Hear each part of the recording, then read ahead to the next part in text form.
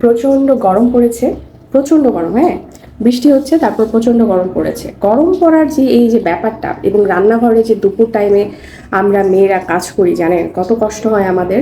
হ্যাঁ, খুবই কষ্ট হয়। এটা তো ছোটবেলায় বুঝতাম না।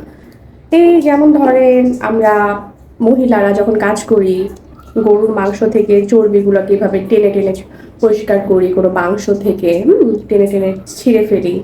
তারপরে যে মুরগির মাংস থেকে এই আঁশগুলোকে ছিঁড়িয়ে ছিঁড়িয়ে সুন্দর করে টেনে টেনে পরিষ্কার করে রান্নাবান্না করি। মাছ কাটার সময় আঁশগুলোকে টেনে টেনে ছিঁড়ে ফেলি। হ্যাঁ, হুম। আম্মু ছোটবেলায় যখন এইরকম দুপুর টাইমে আম্মুর কাছে কোনো কিছু আবদার করতাম, খুব বিরক্ত হয়ে আম্মা বলতো কি, টান দিয়ে ছিঁড়ে ফেলাম। কেন বলতো এটা না এখন বুঝি। এই যে মুরগির মাংসগুলোকে টেনে টেনে আম্মা ছিঁড়তো, গরুর মাংসগুলোকে টেনে টেনে ছিঁড়তো, ছিঁড়া থেকে এই যে টান দিয়ে ছিঁড়ে ফেলানোর বকাটা আসছে আর কি। মানে আম্মা আমার এই কারণে বকতো। আপনারা কেউ শুনেছেন এই টান দিয়ে ছিঁড়ে ফেলানোর বকা?